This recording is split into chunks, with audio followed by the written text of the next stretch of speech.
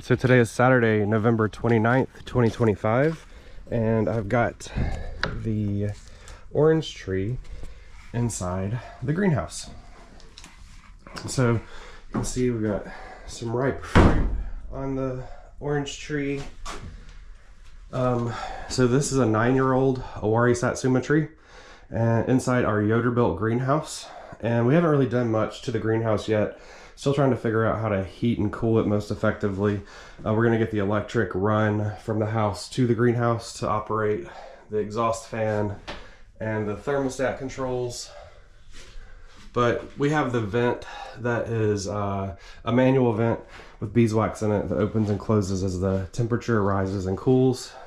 So we put a minimum and maximum temperature thermometer in here, as well as a Govee digital thermostat that has an app that connects to our phone so we can see the temperatures in the greenhouse as well as the minimum and maximum temperatures remotely. So that's very cool, especially when we're traveling, to make sure it's staying at stable temps. So as we get the temperature regulated for the orange tree, we'll add more plants like plumeria to the greenhouse as well. Wednesday, December 3rd, 2025, and I'm here with an update on the greenhouse. I have installed a heating lamp. Actually, it's a grow light, the Mars Hydro grow light, inside the greenhouse to try to increase the temperature in the greenhouse when it drops below freezing outside.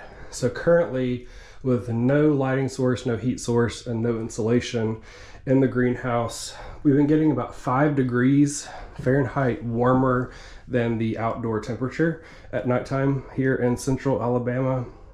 And so we're trying to improve that number because, as you know, 26 degrees is still too cold to house plumeria in the wintertime. So our citrus tree has kind of been our test plant because it can withstand temperatures down to the high teens, low 20s. So it's a little more stable.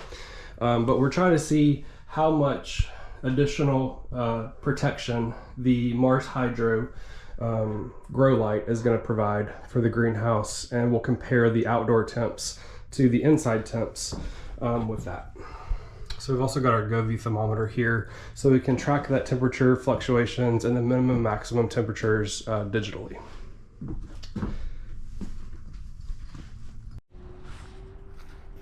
So check out the view of the greenhouse from the outside at night, at dusk, with it being illuminated by the grow light from the inside of the greenhouse.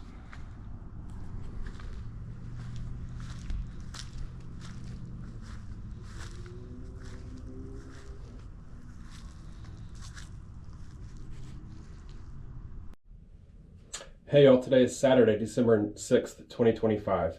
And I'm here, it's Happy Mail Day. I'm unboxing my new plumeria from Jungle Jack's Plumeria in California and Texas. And so this is actually the most expensive plant I've ever purchased. It was a $205 elf, dwarf, ultra miniature plumeria. And so the reason this plant is so desirable is that it is the smallest mature variety of plumeria that's grown. So a lot of people love plumeria because of their fragrant flowers and beautiful foliage, but they get to be 15 to 20 feet tall in many cases. And so this plumeria, even when grown in Thailand, which is where a lot of the plumeria are bred, and the sort of climate is ideal for their mature growth, it only grows to about 3 feet in height. And so it will live comfortably in a greenhouse and not outgrow the space for quite some time, if ever. And so you can see I've also added a carpet down in the greenhouse. So with the grow light, I was able to keep the temperature about 7 degrees above outdoor temperatures at night. But when it gets down in the teens, that's still going to be too cold for plumeria to live in this space. And so I am now trying the rug on the floor because the floorboards are just timber that have like cracks between them that allow heat to escape. And so I'm going to attempt to increase the indoor ambient temperature even more with the use of this rug. So come along for the unboxing of the Elf Plumeria. All right, y'all, so we're about to open the package from Jungle Jack's Plumeria. This is the box that it shipped in. I also got a medium Karma Plumeria, which they threw in actually for free, so that was really kind of them.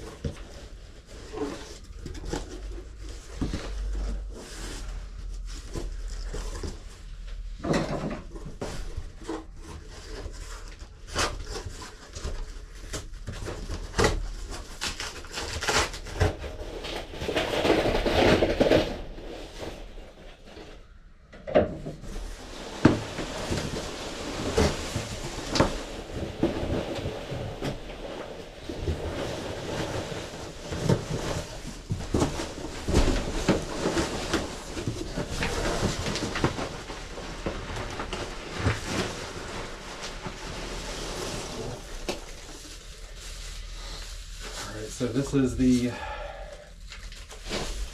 Elf Plumeria.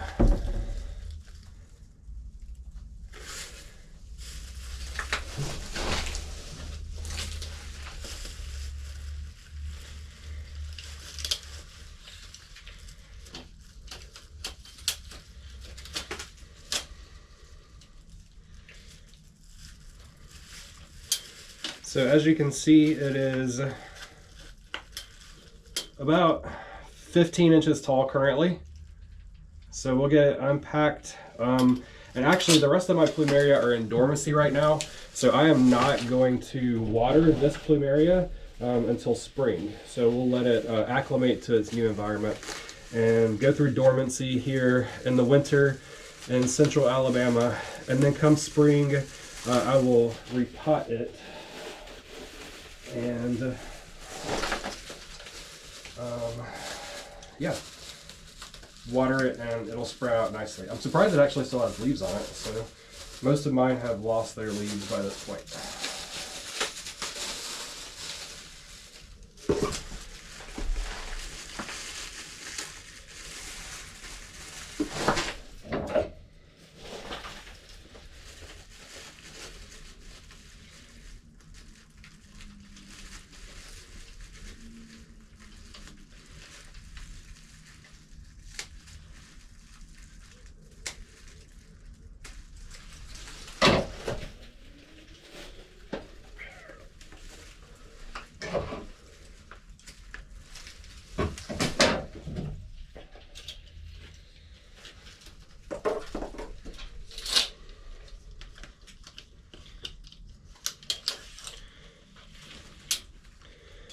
So there's the plant. Looks to be healthy, about 15 inches tall. Got 3 tips on it.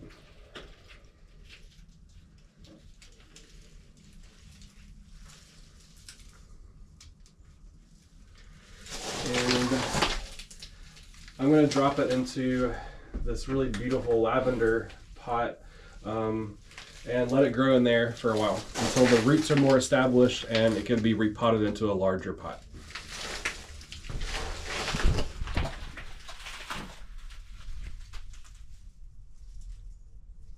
So excited to have this one in my collection. I think it's one that I can keep for the rest of my life and actually keep it a manageable size. So I'm eager to see what kind of fragrance it has. The blooms on it are this like lovely pink and yellow, so that's really beautiful, and I just hope it's fragrant.